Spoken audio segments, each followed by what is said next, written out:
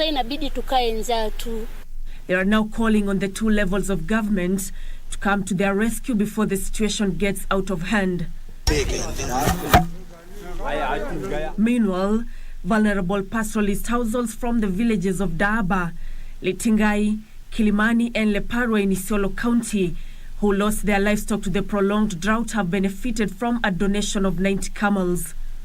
The donation is part of a restocking program, courtesy of the Building Drought Resilience in Isiolo County program funded by the European Union.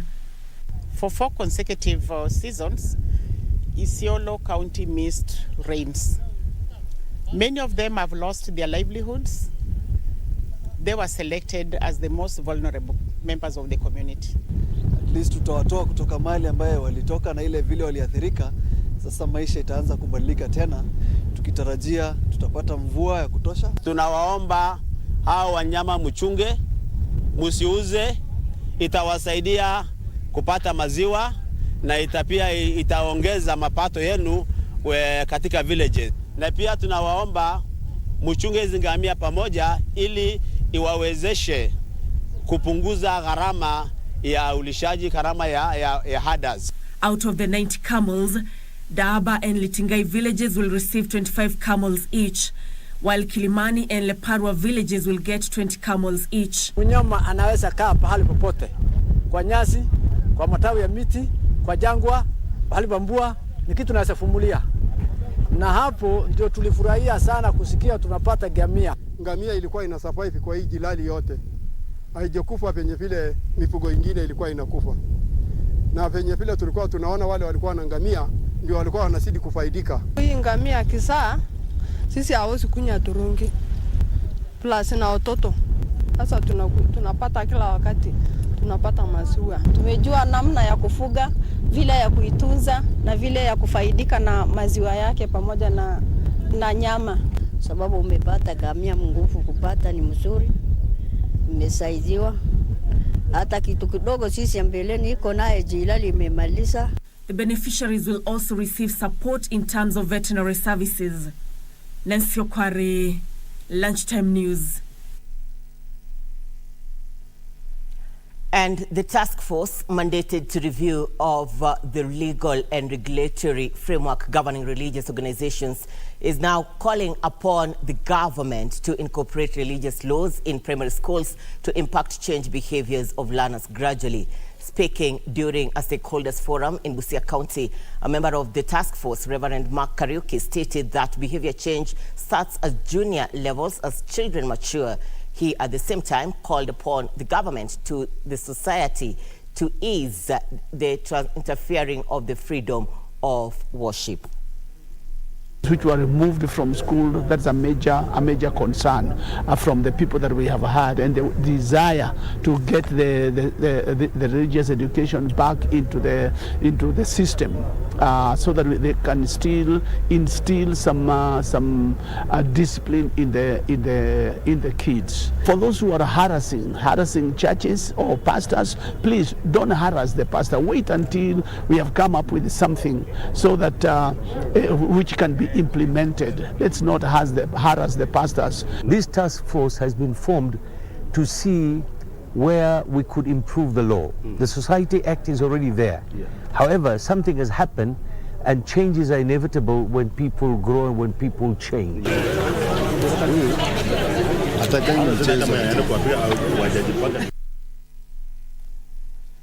The National Council of Churches of Kenya, NCCK, has called upon the government to reconsider the budget proposal.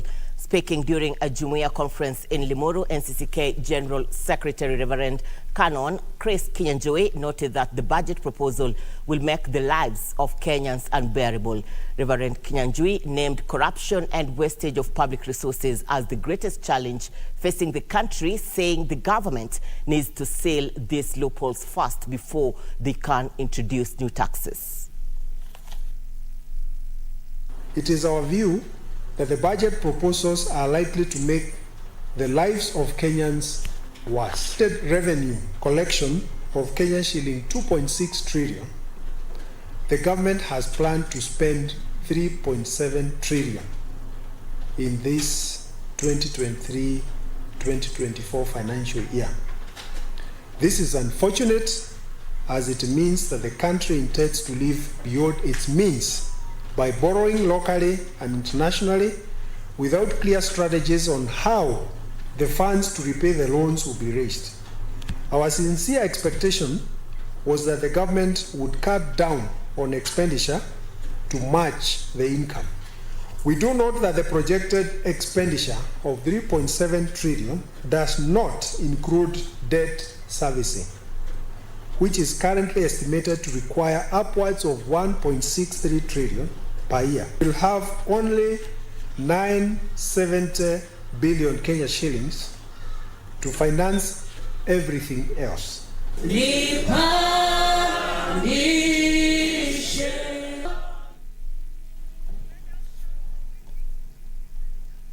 Christian faithful have been urged to be vigilant and avoid being misled by people hiding behind the gospel to indoctrinate them.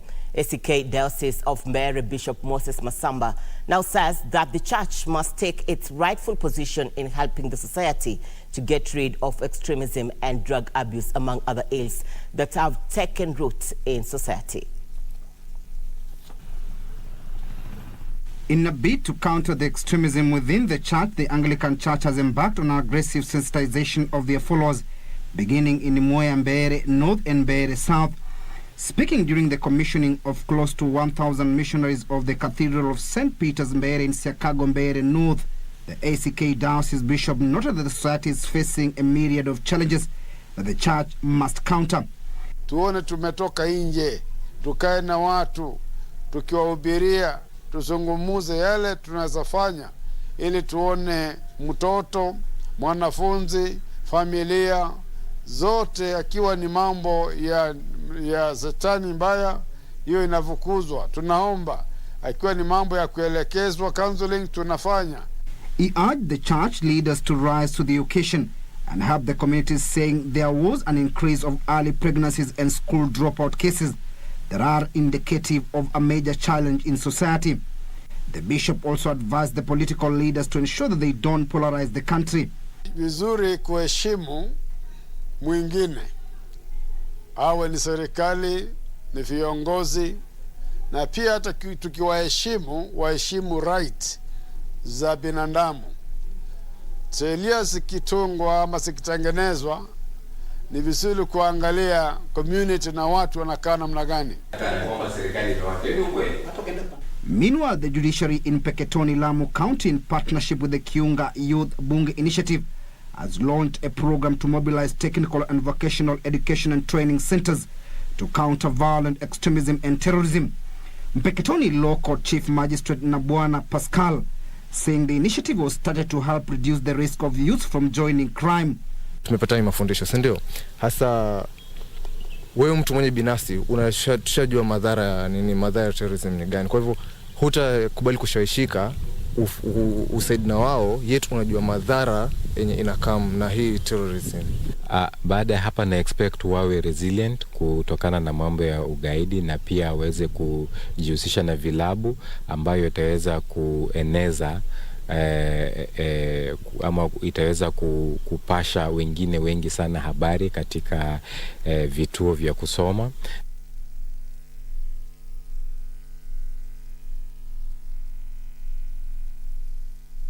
A family in Joska, Machakos County, is elated after the court sentenced a murder suspect of their relative. Beth Mwangi, a 36-year-old mother of 3 children, was strangled to death by her husband, David Kiarie, and her body dumped before fleeing their home. According to the family members, the couple had been involved in multiple wrangles since Beth discovered that Kiarie, her husband, had defiled their daughter since she was 12 years old. On the material day, according to Lian Kenyambura, a family member, the couple got into an argument and Beth took her 2 boys to their sister's home, who is married. When she came for them in the evening, the sister decided to take them home only to find their father alone. The next morning, Kiarie was nowhere to be found, even after an extensive search. Worried, the 2 boys went into their parents' bedroom and they discovered the body of their mother under the bed. Kiarie presented himself to the police and confessed to killing his wife. Tunafurahi sana, tutaenda kuendelea sasa na mipango yetu ya mazishi. Alimuua, ni yeye alimuua. Hata venye ana explain kila kitu tunajua ni yeye alimuua. Tunaomba serikali iweze kumchukulia hatua, imfunge kwa sababu alilala na mtoto wake kutoka akiwa class 6 na sasa mtoto wake alikuwa akiwa form 2 ndio alisema, na hiyo kesi bado iko Machakos huko Mavoko. Tunaomba serikali isimuachilie kwa sababu huyu sio mtu mzuri. Kulingana na venye sisi tumeona serikali imechukua mkono. Na hiyo mkono wasiende kwa koti tena awachiliwe. Reporting for Lunchtime News, I am Kasichana Masha. Kajiado Governor Joseph Olelenko has halted the ongoing subdivision of 168,000 acre of Oldonyonyokie Group Ranch. Lenko, who ordered the process to be stopped, enumerated several concerns on the subdivision process that include irregular allocation of the community land to shadow private companies. Lenko, who spoke after holding consultative meetings with both county land officers and national government officers in his office, noted that the process has left other members of the community landless. The fate of the subdivision will now await the community's General Assembly, which is scheduled for July 19th. Tumesikia kilio ya kina mama wakilia kwamba hawauzishwi katika kuuza kwa ardhi, na tunajua hiyo amani ya kaunti hii inaweza kuharibiwa na mzozo ambazo zinatokana na kutowajibika ama kutofuata sheria katika kuuza, kugawa na saa zingine matumizi ya ardhi.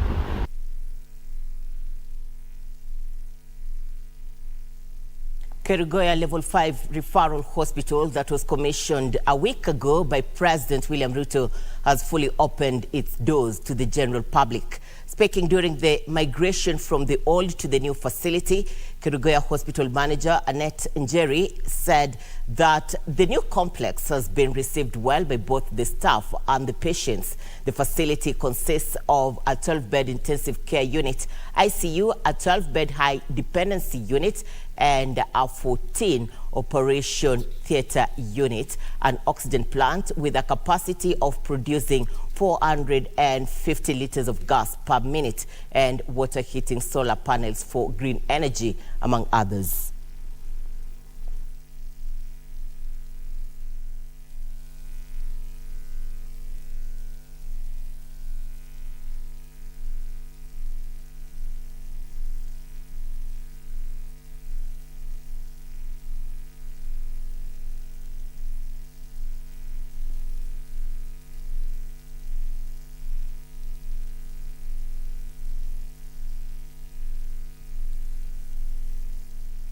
We as the health workers, we really appreciate, because the way we are going to offer services now, it's at another level.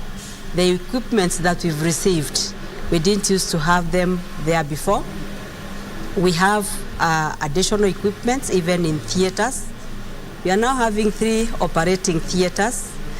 We have an ICU and a HDU, and we have accident and emergency units. These ones never used to be there before, and we really appreciate what the county government of Kirinyaga has done to Anjiko. One thing I've realized, it is very spacious for them. On the other side, some of them are sharing beds, but now each has their own cube. Each cube has 6 patients, and it's a self-contained cube. So our patients are settled, they are very excited about it.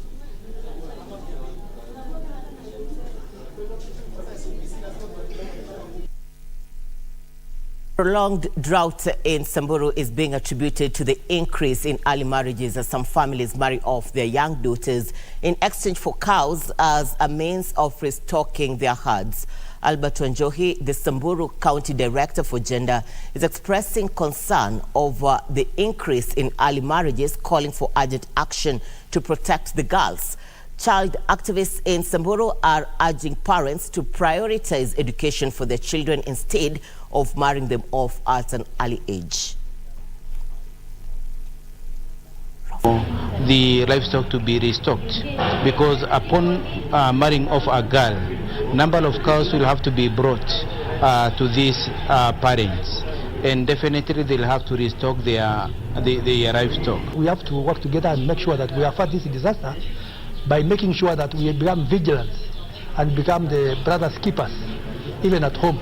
The Nyumbakumis and all others should now come together to make sure that any incident of child marriage should be brought to relevant authorities, reported to relevant authorities, so that necessary action will be taken immediately.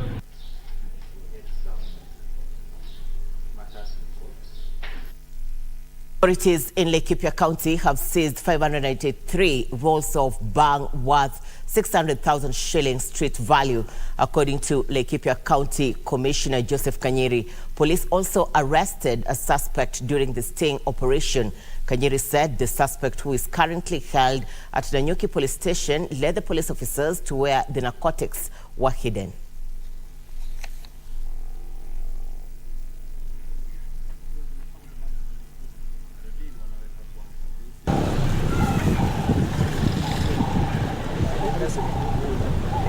Kama jana wameweza kushika bangi misokoto 583 yenye dhamana ikikadiriwa ya Raki600, na kuna ile bado ilikuwa haijatengenezwa kwa kiwango cha kuvuta, akiwepo jamaa mmoja sugu wa kuuza hizi madawa anaitwa Kelvin Mwai.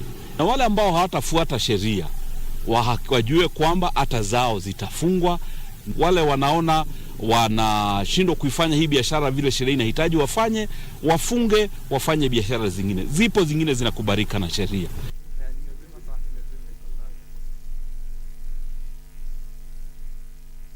Members of the County Assembly have been urged to be cognizant of the tough economic times as they push for a salary review. Dr. Phyllis Wagacha, a nominee for the position of Commissioner at the Salaries and Remuneration Commission, who was vetted by the National Assembly's Labour Committee, urged MCAs to be considerate, saying the proposed 10,000 shillings increment in their gross pay will mean they earn more than a cabinet secretary. She pledged to work on the restructuring of the remuneration system if appointed, to quell any misunderstandings among elected leaders.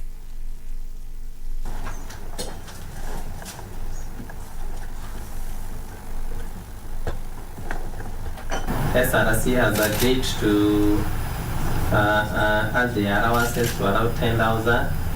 The MCAs are not comfortable with it. Now, I ask you because now, having been interested to work with SRC, and I know you must have developed interest on the issue. What's your take on the request by MCAs to be increased in their salaries? But for SRC, we have got a ceiling. Our ceiling is about 35% of the revenue. We are not supposed to be that ceiling, although we have seen that at the county level we are not able to maintain that ceiling on that 5% of the revenue. What you need to do is find out, do some work, and find out whether that is possible to do that at this time. But what happened is that the MCAs and anybody else always push very quickly. We need to do it progressively, so that we are willing to do that. And if it's possible, I would definitely go for elimination, because the money that MCAs get, and I'm familiar with that because I've talked to some, is that they are expected to do more than even the ministers. Sometimes they walk around in the villages and people stop them. One field, the nominee is required to return the questionnaire to the committee for determination on whether the said candidate is suitable to hold the office they have been nominated to. I confirm that the committee is in receipt of the said questionnaire. The nominee before this committee has fully complied with the statutory requirements as requested and is therefore procedurally before the committee.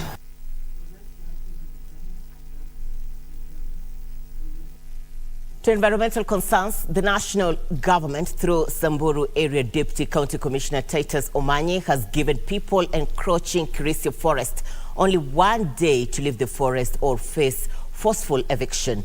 Douglas Leboyare, who is the chair of Kirisia Community Forest Association, said that many people were misled by some community forest association to live in the forest. Samburu County Forest Manager Charles Ocheng reiterated that if people continue living in the forest and destroying trees, the forest cover will drop, and this will have a negative impact on the climate.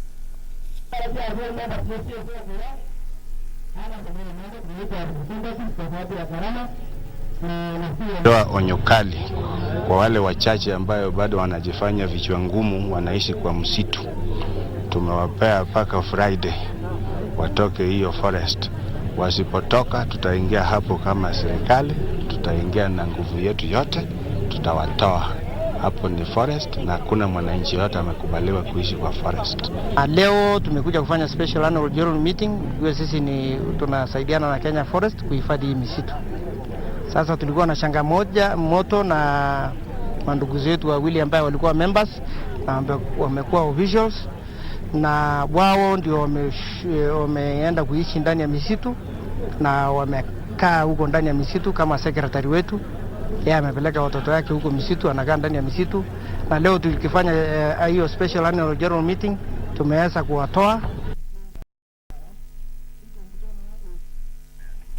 And in tourism, the ancient Vasco da Gama pillar in Malindi, Kilifi County has received a facelift after the national government injected 59 million shillings in 2022 towards its refurbishment. The pillar, dating back to 1498, is a UNESCO World Heritage Site and remains the most prominent physical reminder of the Portuguese influence in Kenya. Already, the project is open for tourists. This as high season in the tourism calendar kicks off July. The pillar has been refurbished with modern pathways and other facilities that will ease movement of persons living with disabilities.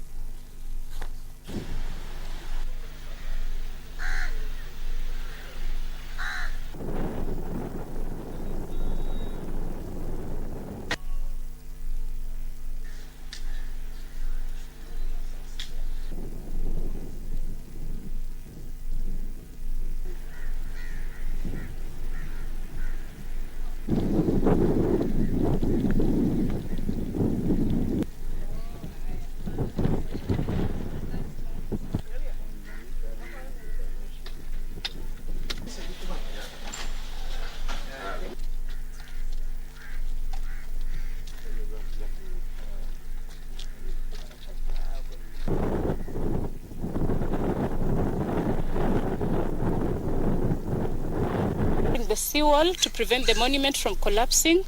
Part of works have gone into doing parapet walls, an ablution block, and a pavement to enable people with disabilities to access the monument and to add to our visitor comfort. At this moment, we are on ground with a team from the Government Service Delivery Unit to see if money invested by the government has indeed gone to the intended purpose.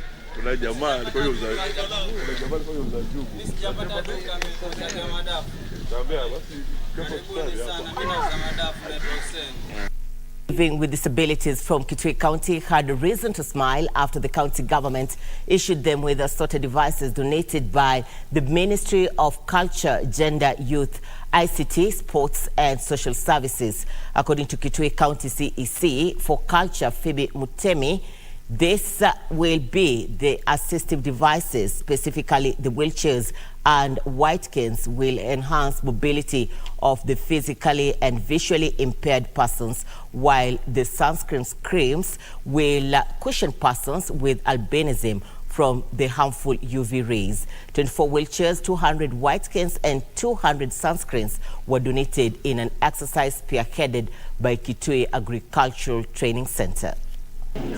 We are happy because we have seen those people were very happy because some of them could not walk, and now because of the wheelchairs they will be able to move from one place to another.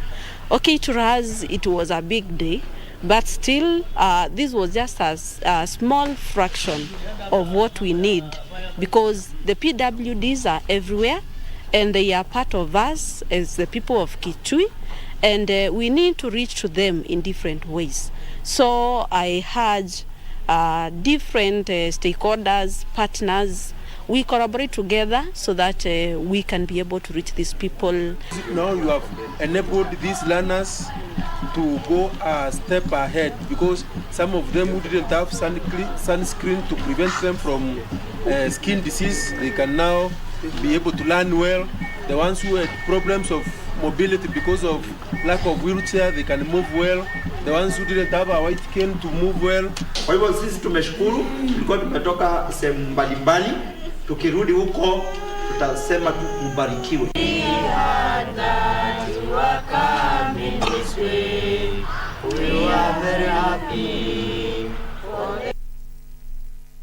Glad you're watching the Lunchtime News. We are taking a breather. We'll be back with more. Stay with us.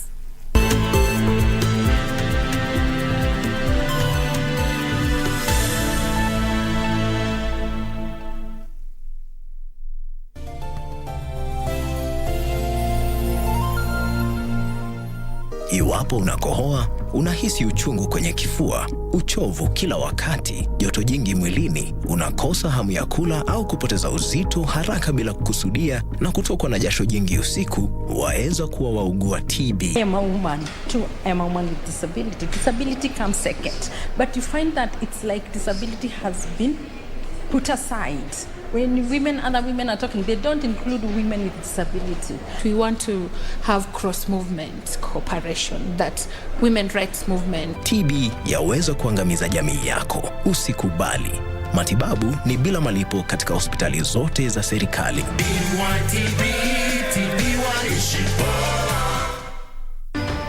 The global tourism market is expected to rebound to pre-pandemic levels by the end of this year. And according to the United Nations World Tourism Organization, the market is expected to see business worth about $3.5 trillion. Kenya is angling for a piece of the pie. We've done well in terms of recovery, and we're putting forward strategies so that we can rebound back to 2019 levels and numbers, which was 2.4. This week on Inside Government, we are talking to Cabinet Secretary in the Ministry of Tourism, Penina Malonza. She will be explaining to us the strategies that Kenya has put in place to tap 5 million visitors by the year 2027. Watch the conversation right here on KBC Channel 1 with me, O'Brien Kimani.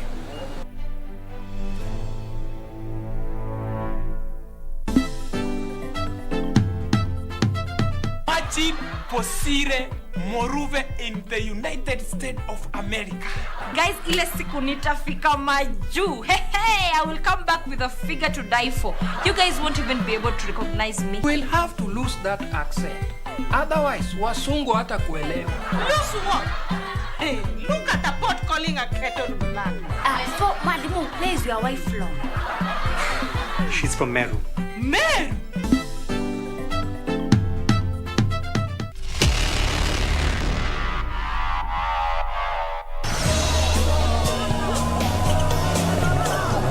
After suffering a puncture on stage and losing a wheel, the Englishman dug himself in deep sand at the service park and was unable to get out.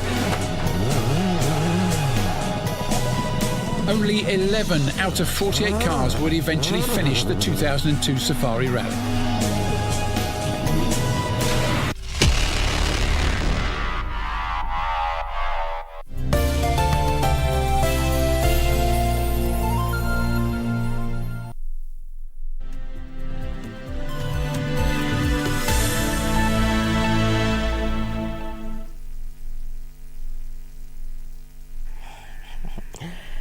Glad you're watching the Lunchtime News. Welcome back. Now, Kiambu and Bomet County Assemblies have approved 2 motions aimed at boosting county operations and creating job opportunities. Kiambu County Assemblies passed a motion on job creation and reservation within the industries and farms to help increase the job opportunities for its residents, while Bomet County approved a motion that will ease its town and centers elevated to help expand business in the county. If implemented, this could turn around the county's fortunes. This was the situation at Kiambu County Assembly as county ward representatives debated a motion to reserve jobs in industries and farms to youth in the county as a means of creating jobs. The mover of the motion, Gitozua ward member of the county assembly, John Kamande, argued most of the youth are poverty-stricken despite the ward being surrounded by industries. 29% of these being youths, and majority of them are unemployed. So that's why we have brought this motion here to ensure that these opportunities are given to our people. He noted despite being qualified, some youth are engaged as casuals, while others lack the know-how to increase their employability due to lack of information on job vacancies, an integrated database of job seekers, as well as mechanisms of ensuring available job vacancies are reserved for qualified local residents.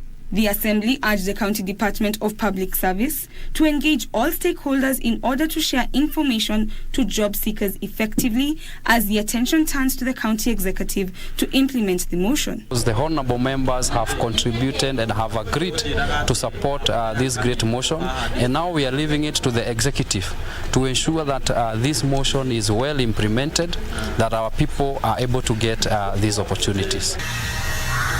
Meanwhile, in Bomet County, the Assembly passed recommendations to elevate Sotik Town to municipality status. Chemilil Ward member of County Assembly, Dennis Busiene, said the county is set to receive the charter to become a municipality after the County Assembly passed the recommendations.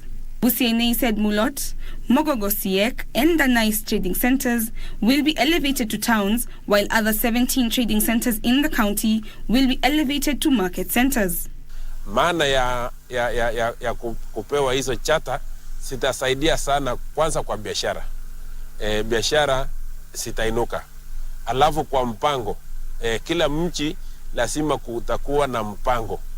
He said the move comes with numerous benefits, among them expanding businesses and establishing government offices in the towns.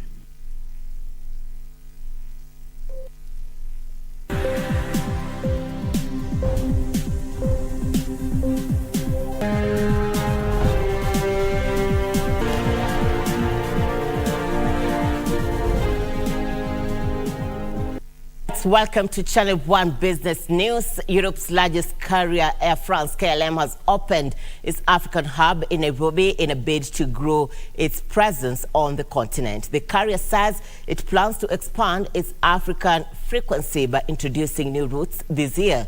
Transport Cabinet Secretary Kipchumba Murkomen says the aviation industry is expected to register better growth going forward once the finance bill is enacted. The bill proposes the scrapping of the 16% value-added taxes on aircraft parts and aircraft engines.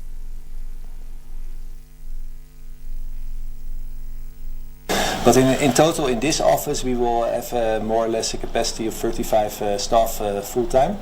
And then, but the region that we manage out of this office is what we call the Engeza region. Is on the passenger side 155 staff members.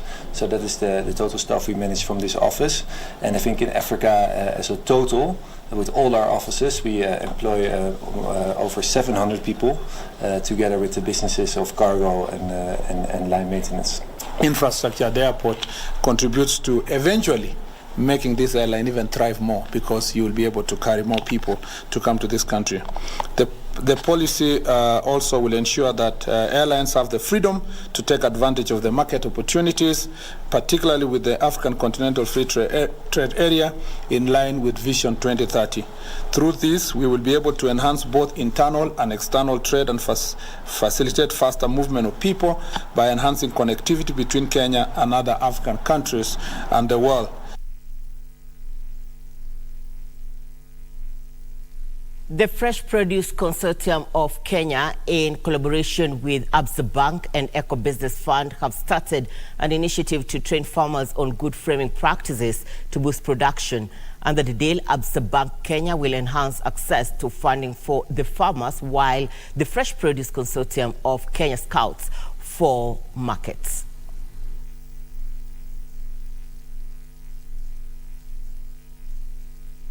As a bank, we are here to offer financial solutions.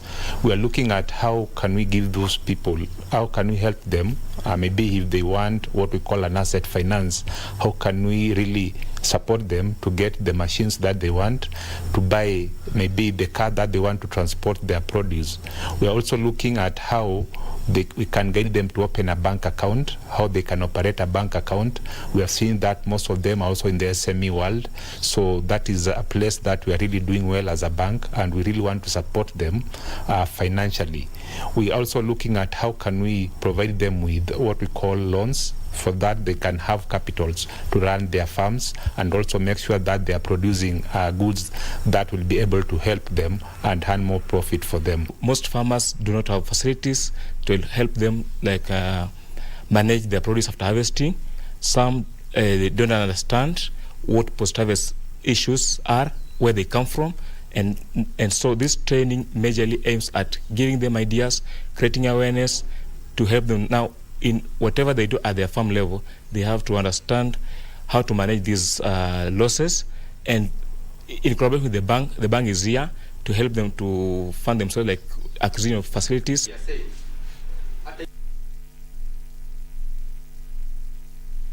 Music producers are lamenting over what they term as misuse of power by directors of the Kenya Association of Music Producers over their recent decision to oust the current chairperson of the board.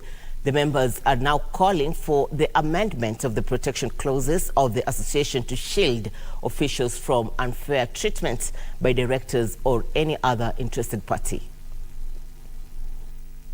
Mwenye walitoa alikaa 2 months wakamtoa. Then huyu amemaliza 1 month, wanataka kumtoa warejeshe mwenye walitoa. So tukaona hii board haina msimamo na hatuna viongozi katika hii board. Hatukuambiwa the system na procedure ambayo ilitumika ili dada yetu Angela akatolewa. Tukajaribu kuuliza kwa nini mmetoa wakili? Kitu ya kwanza, Angela ni wakili, ni mtu ambaye ako na international connections. That's right. Kitu ya tatu ni mtu ambaye ni globally connected, kwa mikutano wa vitu nyingi sana, ni mtu ambaye anaweza saidia wasanii. Mimi kama Musa nikajaribu kuuliza kwa nini mmetoa Angela, sikupata jibu yote. We need to do serious amendments of our CMO members. Ni important sana kwa sababu hata huyu mwenye sahi yuko bado hayuko safe, kwa sababu anything can happen. Mtu atakuwa hakuna protection clause hata kidogo. Secondly, hata members wenyewe ukiangalia hizi members zenye hizi simu zote zinatumia from MCSK camp na Prisk, zenye zinatumia mingi ni kama zina protect directors. Hakuna pali member coffee chat. That's why umesikia watu wamesema hapa member akipata shida hakuna hata ile clause yenye anaweza kuja hapa na asaidike. Tutaitana special NGM tuchaguane tena, kwa sababu mwezi toa chairperson Angela alitolewa within 3 months. Hata hakuwa amefanya chochote, hakuwa amesafu chama. Alafu wa sudden wakaweka Faith Kidhele, Faith Angela, it's just about 1 month na tena anatolewa. Kama member sisi tumeona kuna shida mahali, na shida ni board of directors.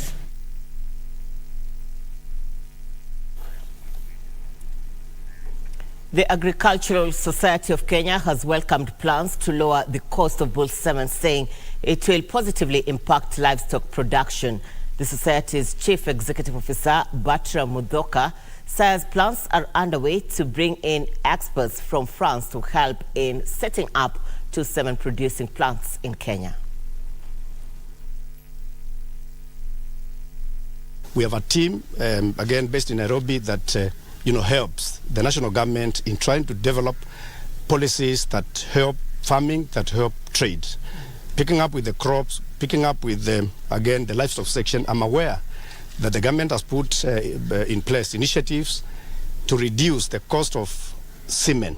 And I just starting with the agriculture sector, the livestock sector, and certainly for now, if you are to get good quality sexed semen, you will get it about 8,000 shillings. The government has put in initiatives that will ensure in the next 6 months you will be able to acquire sexed semen at about a maximum of 1,500 shillings, and therefore that would be a big boost to the government. We played a part as ASK in assisting the government to develop that policy. I'm certain that we're bringing in players from Paris in the next 2 weeks to help us develop and construct a factory that will be able to produce those semen.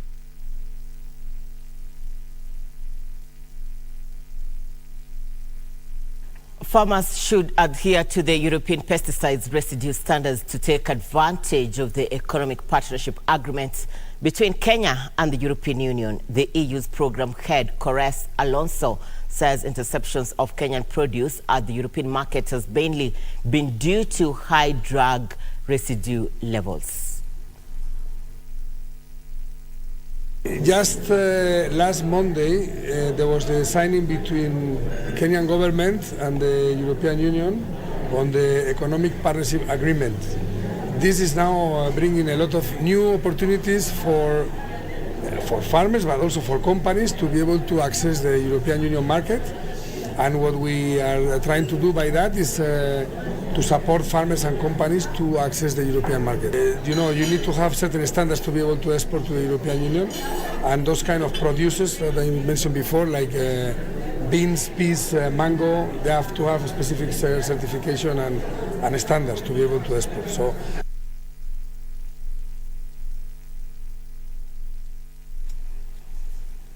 The youth are being encouraged to join savings and credit cooperative organizations to save and access financing for their economic empowerment. This was the key message by speakers during the opening of a new branch by Machakos.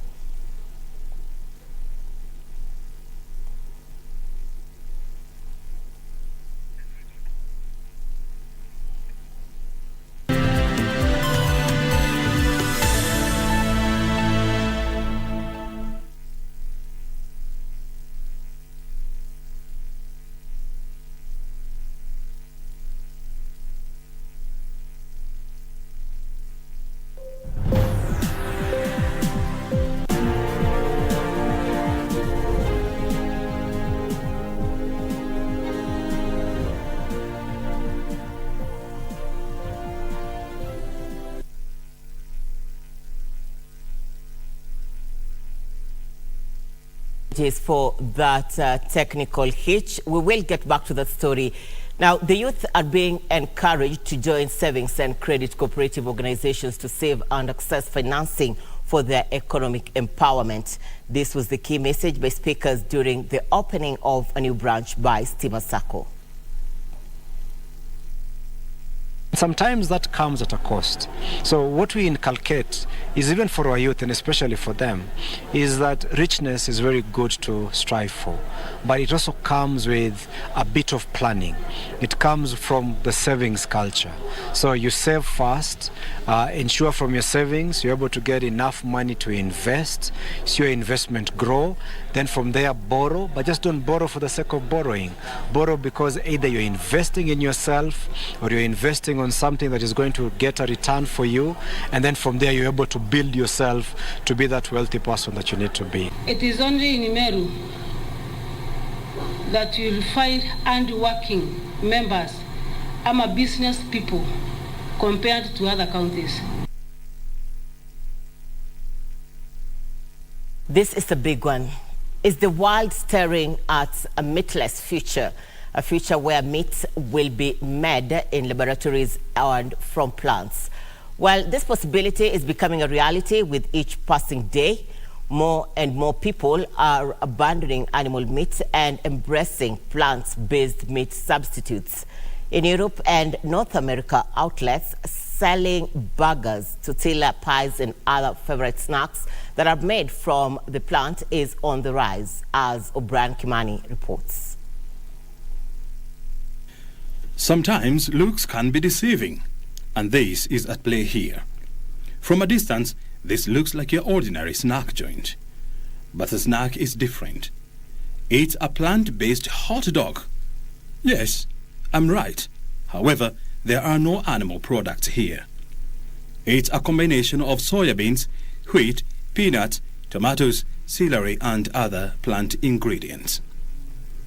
Even the mayonnaise and tomato sauce is 100% plant-based, according to the makers of the hot dog safe movement. This is made from plants, so we have soy-based hot dogs now with us, and you have different kinds and different brands who make it from different ingredients.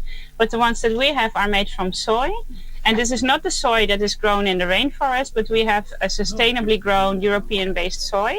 The organization is advocating for a radical shift in human being diet. This is part of a growing movement of greeners who are advocating for a world without animal products.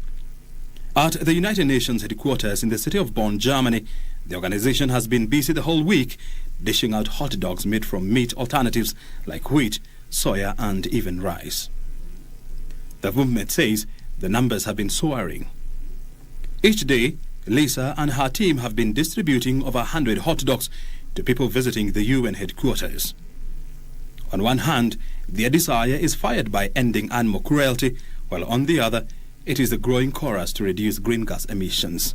We are asking politicians to facilitate a shift away from animal agriculture and to support sustainable plant-based farming to save our climate, the animals and human health. Scientists say that 15% of global green gas emissions come from raising meat. The World Health Organization says producing 100 grams of protein from beef produces 25 kilograms of green gas emissions. On the other hand, meat substitutes like plant-based meat have green gas emissions 40 to 90% less than animal meat. Plant-based meat is supposed to look, cook, taste and cost like animal meat. However, the drive to increase production and consumption of second-generation meat is being hampered by cost. And it's like you have different prices for animal-based and you have different prices for plant-based, but the costs are similar. So we have in our minds most of the time that it's much more expensive to have plant-based food, and it can be more expensive, but it's definitely not always the case. Like I'm from the Netherlands, and there's loads of plant-based foods that are a lot cheaper than the animal-based foods. Of course, you can have the cheapest foods. The staples would be like lentils and beans and rice and things like that. And these days of belt-tightening initiatives, many people would think twice before making the big switch. But Lisa from the Safe Movement says price difference may not be a major challenge, like changing people's mindset and cultural beliefs. Lisa believes the future will see more people abandoning animal-based products and making the switch to plant-based alternatives. But for now, her organization will continue to appeal to omnivorous to develop a taste bud for plant-based meat. This is the first time I'm coming across this concept of plant-based hot dogs. I haven't tasted yet, but from the look of things, it looks absolutely amazing. I'm about to taste it, and I'll tell you whether this is indeed the way to go. The future is here. Plant-based hot dog. It's the whole concept of saving the world and also saving your health. O'Brien Kimani from the city of Bonn in Germany.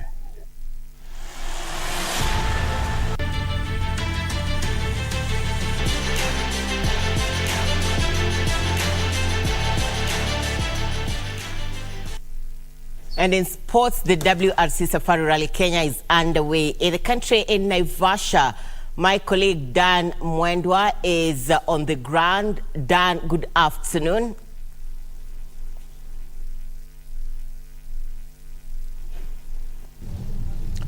Thank you so much, Irene Muchuma. We are here at the service park, Naivasha. And as you can see, some of the cars just the final preparations, because the afternoon session, which will involve our Kenyan lady drivers, the likes of Pauline Shego, the likes of Natasha Tundo, will be taking it into ground in just a few minutes. In the morning sessions, we saw that Sebastian Ogier dominated the morning loop, registering 17 minutes 4 seconds to navigate through Loldia Super Stage 2, and 9.8 seconds ahead of his teammate Kel Rovanpera. As you can see, is that we are here, and the men's afternoon session has just commenced, but we will be joining Natasha Tundo, who will now be telling us one or two things about what's happening here and how it's going. Natasha, how are you? I'm good, thank you. How are you? I'm good. How was yesterday? I was and ahead of today's preparation. We had a bit of a nightmare yesterday. We broke our drive shaft in Kasarani. So unfortunately we were given a 10-minute penalty because we had to come back on a trailer. But today is a new day. The mechanics worked all night. The car is fixed, I hope. Ahead of the first session today, are you tensed and how do you feel? Yeah, I'm very nervous. I think it would be not normal if you weren't nervous. I just need to get it to the end and drive it safely, really.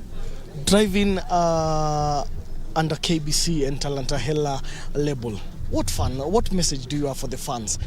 I mean, it's amazing, Talantahela and KBC and Atlantis also. Yeah, I have the come and watch us, come and support the ladies.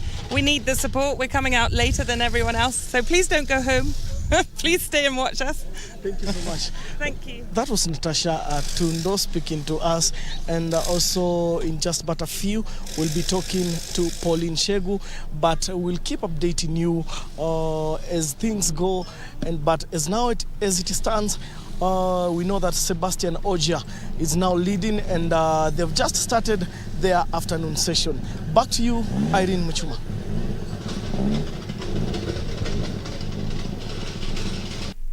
Thank you, Dan, for that update. Now, Sebastian Ogier led WRC Safari Rally Kenya Friday morning as Toyota Gazoo Racing's GR Yaris cars locked out the top 3 positions. The Frenchman held a slender 2.5 seconds lead over teammate and defending champion Carl Rovanpera. Ogier won the tight and twisty Loldia opener and extended his advantage into double figures with a top 2 time at geothermal. His efforts were undone in the superfast Gedong stage when a hybrid unit fault cost almost 10 seconds and allowed Rovanpera back into the fight. Rovanpera set the pace in Gedong while Alfin Evans completed the Toyota top 3, a hefty 17.0 seconds for the back. Thierry Neville, Esapeka Lapi, Ot Tanak, Takamoto Katsuta had mixed fortunes in the morning finals. And full of surprises. He also got caught in the dust left by Oit Puma after his wheel change. Kalle Rovanpera has won his first stage. The long stretch that closed the morning, and that has allowed him to close in on the rally lead.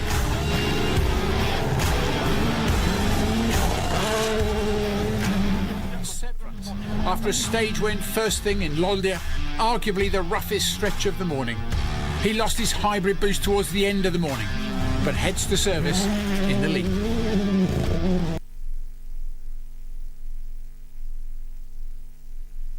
Top seed Carlos Alcaraz reached his first career quarter-final on grass with a straight-set victory at Queen's over Jerry Lehecka.